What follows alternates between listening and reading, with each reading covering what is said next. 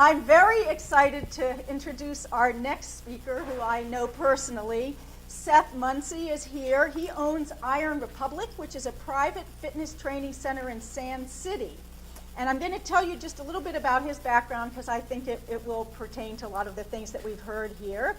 He first worked in the U.S. Coast Guard under doing search and rescue and federal law enforcement operations in San Francisco. And then after he left the military, he spent the next 4 years, as he put it, sitting on an ambulance running 911 calls and working as an on-call firefighter.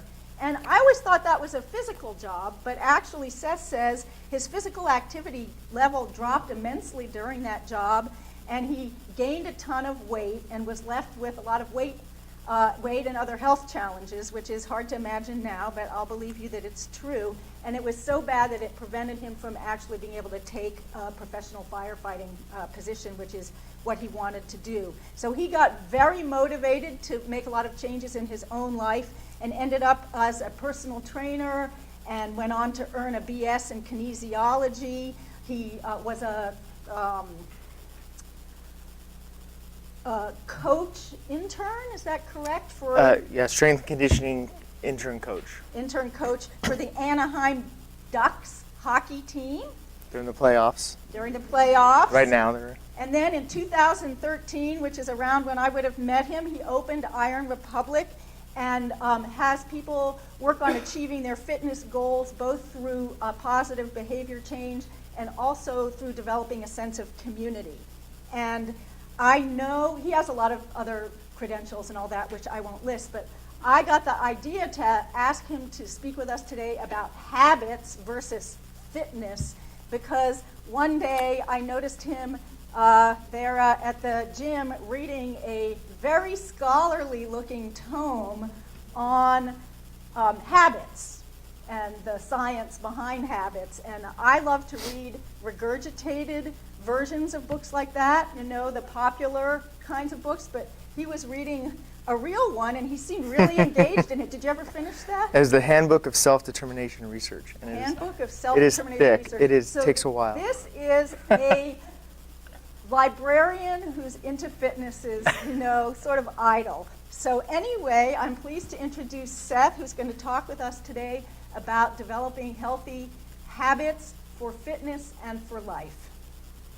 Perfect. Thank you. Well, thank you for inviting me today. I'm really, really excited to be here and talk about good habits for fitness, but just in general on how to develop good habits. As Ann said, I read a lot. I actually tried not to go near libraries because I'll be there all day. I'm a voracious reader. Thank you. Voracious reader. I actually, when I came up, there was another presentation going on, so I bought a book right out there, Built to Last, Successful Habits of Visionary Companies. But I love to read, and I love working on positive behavior change. Iron Republic, we do fitness, but it's also really more about communities and being surrounded by other people who enjoy to move, you know, enjoy healthy movement, enjoy learning about how to move better, feel better. That's the kind of people that, you know, come to Iron Republic. So today I want to talk about developing good habits. And the last presentation was awesome, and I'm sorry I missed Laura, the one before, because I talk about breathing all the time. We do breathing every single class, diaphragmatic belly breathing. It's so important. So that was great to hear. So first, what is a habit? A habit is the process by which new behaviors become automatic. And there is a thing called the habit loop. Okay, every habit that we do, there's a habit loop. It is cue, routine, reward. So every single thing we do, there's a cue, a routine, and a reward. And it can be a positive reward, it can be a negative reward, but there's a reward to it. Okay, so you decide you want to go driving, you want to go out to your car, you don't have to think the entire time, okay, I'm going to put my hand in my pocket and grab my key. I'm going to pull my hand out, right? It's a habit. It's called chunking, and our brains like it. We like it, because if we had to seriously talk ourselves through the entire process of picking up our toothbrush to brush our teeth, we go crazy, right? So it just automatically happens. So our habits are in our brain, and there's a loop with them. So how long does it take? Does anyone want to give a guess to how long it takes to create a habit? 21 days. Anyone else? No? It is, unfortunately, not 21 days, but that is a good guess because that is what everyone thinks. There was a gentleman by the name Maxwell Maltz. He wrote a book called Psycho-Cybernetics. It's a very, very good book. But he was in the 60s. He wrote the book in the 60s, and he was a plastic surgeon. So he was observing his patients when he would do plastic surgery, and he found that it took approximately 21 days for them to get used to their new face or their new body part. It took them about approximately 21 days. So then he put it out there in 21 days, and everyone said, oh, wait, okay, great, 21 days to create a new habit. That is not true. New research shows it takes approximately 66 days. Approximately 66 days to create a new habit. And the research showed that it can take anywhere between 18, great news, up to 254 days to create a new habit. Okay? But first off, yes?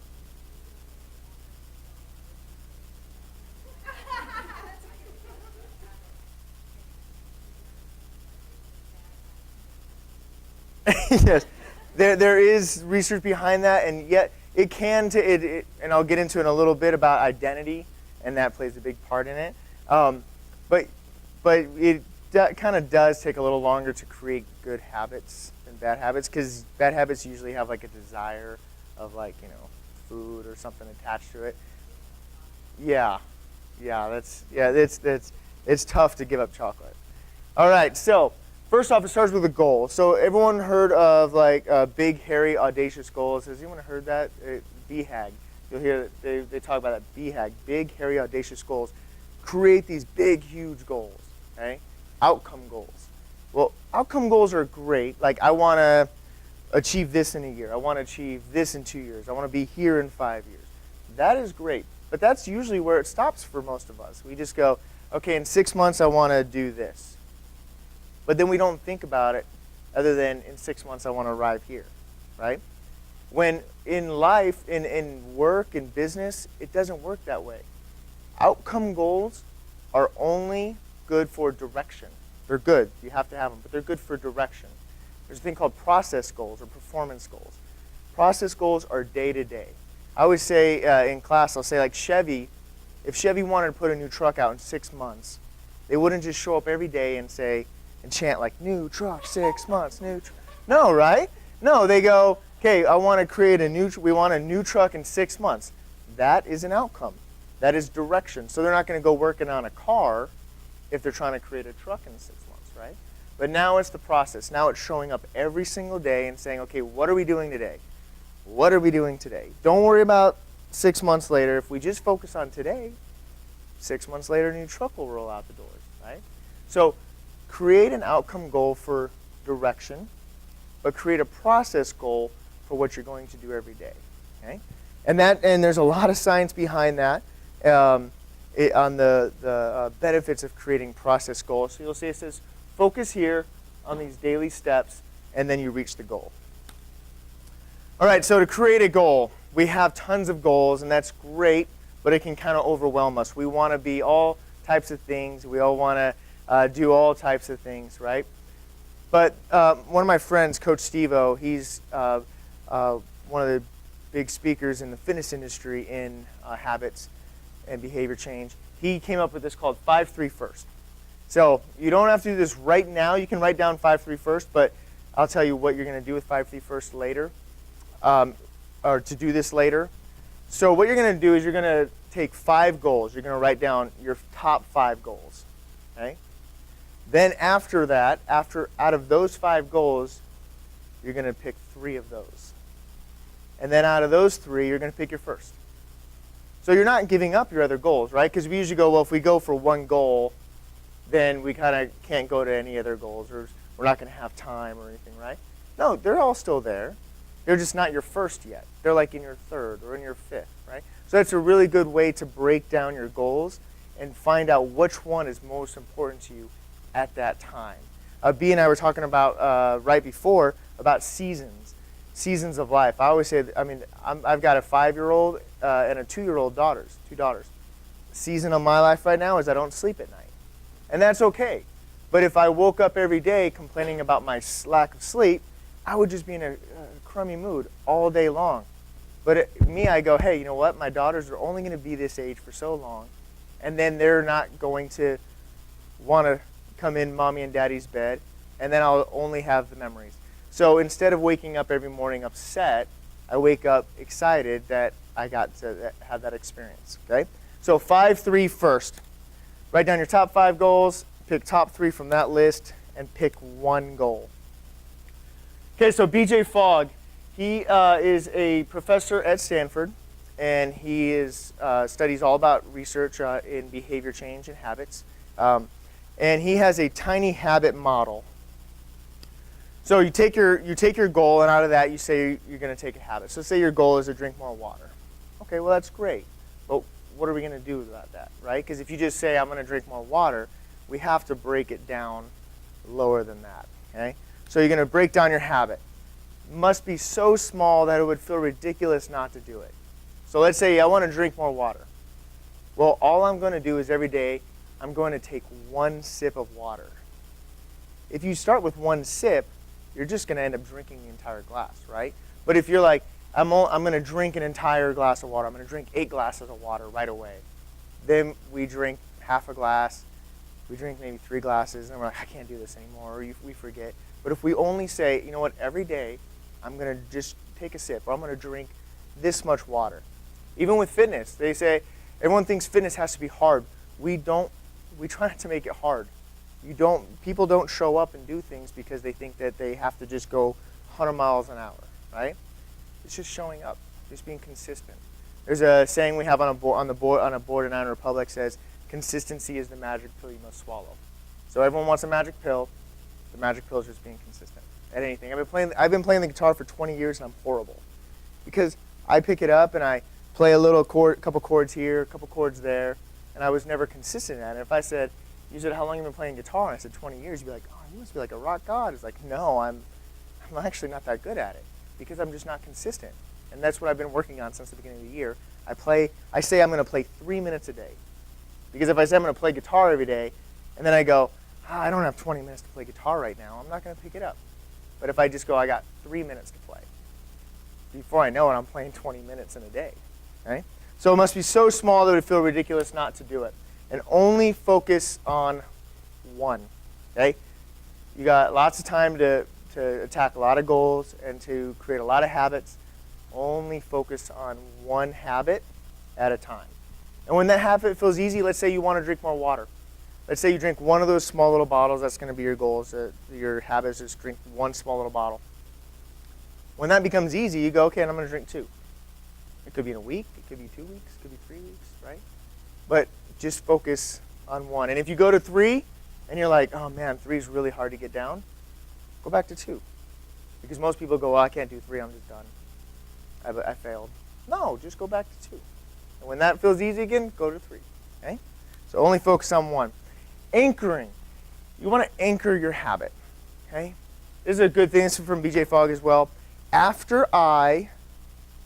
Old habit, I will, new habit. Okay? One of our members, I just put on our members' Facebook page that I was coming here, and I asked, what is one habit you want to work on? And one of our members, Christina, she said that she's now starting to take walks with her husband and their dog right after dinner. And I put on there, I said, that's great, you're anchoring a habit. So dinner, old habit, so after I eat dinner, I will go on a walk. So it's easy to anchor something on. After I brush my teeth, I will drink a glass of water, right?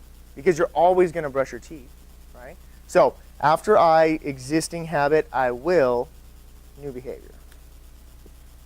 So this is the biggest thing. I know what to do, I just can't make myself do it, right? Most of us know what to do. I could come up here and I could say, you need to drink water, and you need to go walking. And we know what to do. We just can't make ourselves do it. Me included. I'm not special. Right? I know what to do on a lot of things. I just can't make myself do it. Why? So there's a great book called The Willpower Instinct. And I just got finished with a course with Dr. Kelly McGonigal from Stanford. Did an online college course through Stanford called The Willpower Solution. And she's one of the biggest researchers in willpower. And she talks about competition, competing selves. We have competing selves. And it's very, very, very important that we have competing selves, right?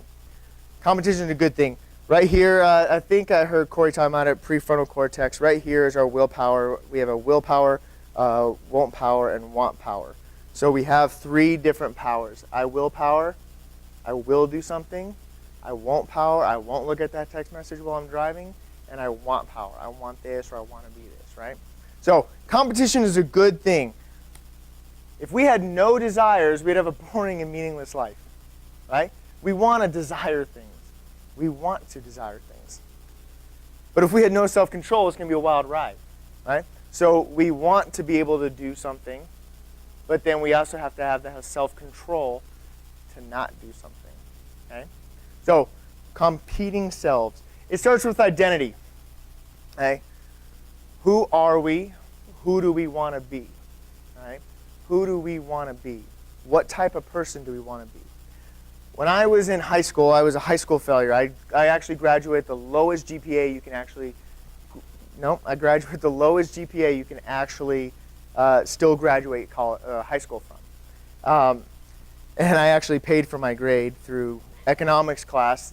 Our teacher, Dr. Yen, he had yen bucks, our economics teacher. And if you did a good grade, or if you turned in your homework on time, this and that, you would get yen bucks. And you could cash those yen bucks in for grade points. And at the end of those yen bucks were worth whatever the dollar was worth at that time. So I spent like $60 buying yen bucks off of like all the kids with A's. And my teacher knew it, but he was like, hey, it's economics. I guess you're learning like the system. So that's how I graduated. That's how I graduated high school. And I was not a reader. I didn't think I was going anywhere. I graduated from Cal State Fullerton. I went there, the military paid. I went to Cal State Fullerton, and I graduated summa cum laude at the top of my class in the largest kinesiology department in the United States. I was actually the only summa cum laude. Okay? Why? I was a horrible student. That was my identity in high school. I was not a good test taker. I would go in, I would freeze up on tests. I could not get tests above like a C, right? So that was me. If I walked in, I could study and study and study, but the moment I got to a question I didn't understand, I went, I'm a horrible test taker. What am I doing? I'm not good at this, right? When I went to college, after I was doing things with stress, right, search and rescue and this and that, I felt different about myself. I had a different identity than when I was in high school. So when I went in, I would walk in and say, I'm good at taking tests. And I believed it. That was my identity, right? If you don't believe you're someone that can go to a gym, then you go to the gym 3 times and you go, I'm not someone that can do that. If you want to wake up earlier but you believe you're not a morning person, then you're going to wake up like twice and then you go, I'm not a morning person. But if you go, hey, I'm a morning person, and I actually believe that I'm a morning person, it's going to be easy getting up in the morning, right? So you got to have identity. Just find out, tell yourself, who am I? Who do I want to be? Do I want to be that morning person? Do I want to be that person that just goes for a walk 5 minutes? You just put your shoes on and walk out the door. Just say, I'm just going to put my shoes on. That's it. The moment you put your shoes on, okay, I'm just going to walk out the door. And then you're like, oh, birds, this is beautiful. And you start walking around, and next thing you know, you're walking for 30 minutes, right? Because you're reframing. You're not thinking of it as exercise. I don't think of what we do as exercise. I just think that we're enjoying movement. We're learning new movement patterns. We're learning to rediscover our body and how we move our body, right? So who will you be? What does your future self look like? What does your future self desire? What is your future self regret? Are you setting your future self up for success? Why do we brush our teeth? to keep them. If you don't brush your teeth tonight, are you going to wake up tomorrow and your teeth are going to be gone? You don't brush your teeth for your teeth today. You brush your teeth so that you have teeth down the road, right? So our future self, we are really concerned about making sure that we have teeth down the road, right? So that is why we brush our teeth. We're setting our future self up for success. Same thing with exercise or movement. I don't even like to call it exercise. Same thing with movement. Are we moving our bodies for today? Or are we moving our bodies so that we can move our bodies tomorrow, right? So are you setting yourself up for success? Future self. The closer you feel to your future self, the more likely you are to follow through with your intentions, okay? And what is this? Time travel experiment, right? So this guy thinks sounds like a future job to me, right? He's thinking about his current self. There was a study, college students, they took 2 parts of college students, and then they had the college students that didn't do anything because they have to have that. But they had 2 pairs of college students. One set of college students interacted with a computer avatar of themselves in the future. So they actually put them in front of a camera, and they could see themselves 50, 60 years down the road, these college kids, okay? And when they talked, their future self talked, so it aged them in this camera, okay? So they're looking, and they would talk to themselves, and they would really encourage, ask yourself questions, what's life like, this and that, okay? Then they had another group that didn't. They just answered these questions at the end, okay? So they didn't interact with their future selves. So both groups were asked to allocate $1,000 between present expenses, a fun splurge, checking account, and a retirement account. Participants who interacted with their future self put twice as much more money into their retirement account. Because if you're disconnected from who you are 10 years from now, who's that person? That person's not you now, right? But if you can see yourself 10 years from now, 20 years from now, that person, and you're saying, hey, I'm protecting my future self. I'm going to do what I'm doing right now, but it's for me right now, but it's also for my future self, okay? So that's a lot. I mean, twice as much money into a retirement account because the other college kids, their present self wanted beer and, parties and rent. The other group, they go, wow, I want money when I'm that age. I want money, in 20 years, in 5 years, in 10 years, okay? So I like this tomorrow self. So you want to think about your future self, but you also want to think about your tomorrow self, all right? I will set the coffee pot up tonight because my tomorrow self wants to wake up to a fresh pot of coffee, okay? People will be like, oh, I always forget to set the timer for the coffee. Well, you don't want coffee, so it's not that important to you at 9 p.m. before you go to bed. When you wake up in the morning and you got a fresh pot of coffee, your future self, your tomorrow self is going to really appreciate it. I will set out my workout clothes tonight because my tomorrow self will want to exercise, right? You set your workout clothes out, right? Yeah, she always tells me she has everything ready to go. Because if you wake up and you're like, I got to get everything ready, okay, now I'm going back to bed, right? But if everything's already ready to go, then your tomorrow self's all set up. Find a friend or friends. Everything is easier when surrounded by like-minded individuals with similar goals, right? We have at Iron Republic, we have Tribe Iron Republic we launched. Tribe Iron Republic is just a social activity club for all the members to go out, rock climbing, hiking, just doing things together, maybe fitness related, bowling, if you can call that fitness related, right? So just anything. Movies, we're going to do movies here soon. When you are surrounded by like-minded individuals, you will have greater success, okay? I always tell people, I was telling someone the other day, I was like, if you went and you decided that you wanted to kick a soccer ball around, and you kick it around a couple times, you're like, oh, this is actually a lot of fun. It's a lot of fun. I'm going to kick the soccer ball around. So you go out to a field, you start kicking it around. Well, an hour later, you're like, okay, I'm kind of bored of kicking this around, right? Well, let's say you do that 2 hours a day for a week. You're like, I'm by myself kicking a soccer ball around. What am I doing? And you're just going to quit kicking the soccer ball around, right? You want to be able to interact with other people. There's a thing, self-determination theory. So what I was reading, the handbook of self-determination research, when Anne walked in and saw that.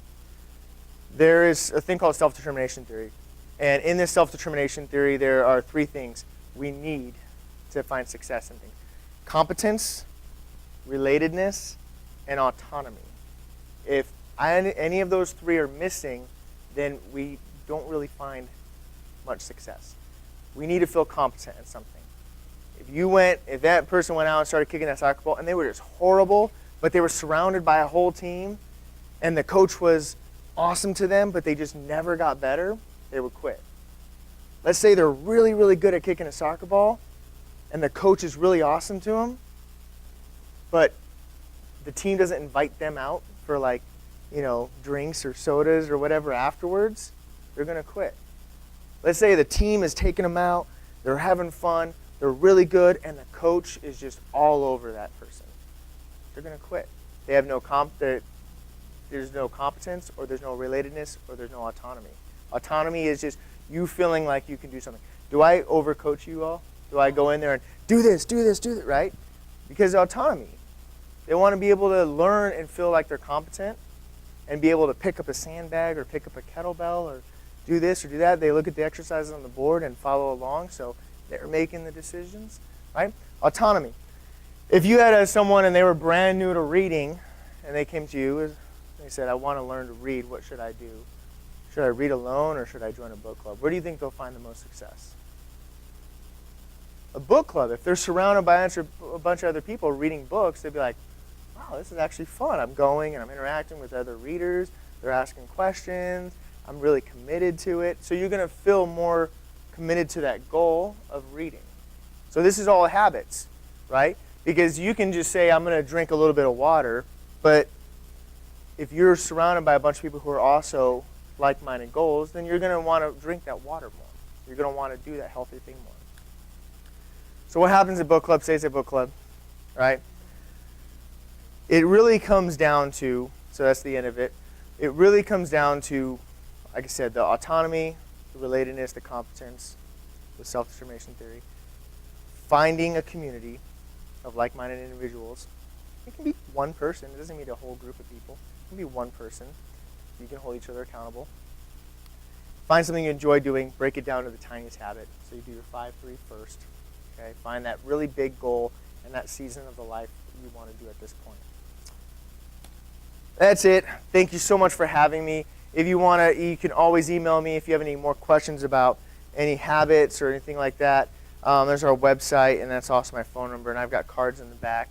So please feel free to contact me. Hey, can you explain that self-determination theory again? I really like that. Or, I think you guys have access to books. Am I wrong? No. Okay, The Power of Habit. That's a really, really, really good book. Okay, The Power of Habit. So if you can check that out, it's a pop science book, so it's science, but it's also made for the for the general population to read. That is one of the best books you can read out there. It's just into why we do what we do. Any questions?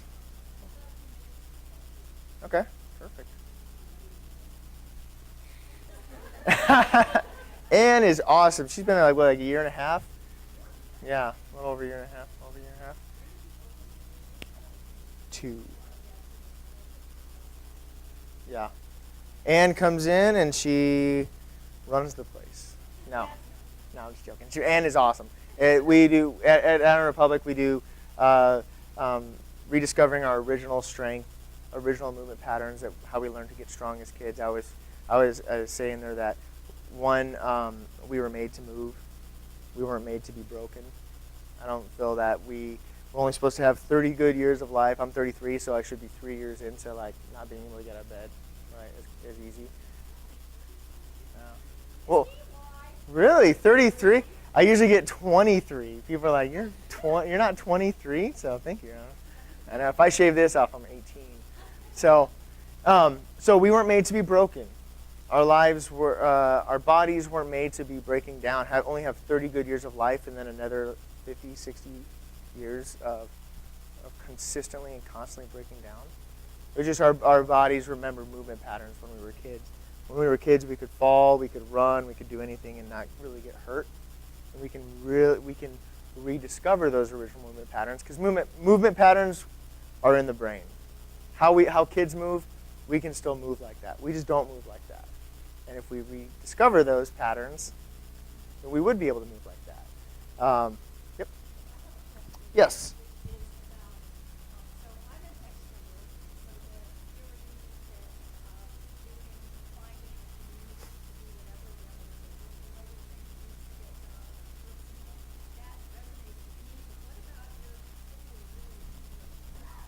Mm-hmm.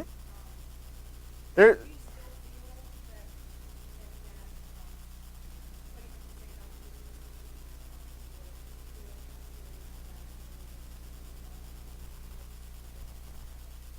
Introvert. So there's a good book. It's on my list, The Power of Introverts. Introverts. I mean, you don't have to go out and jump into a big community. With online now, there's so many like great online support groups where you can just be a name, and then you kind of get to know each other and then work from there, supporting each other through online or through text. So you don't have to necessarily jump into a big group, or like I said, it can be one person, community of one or two. So definitely introverts are still set up for habit success. Anything else?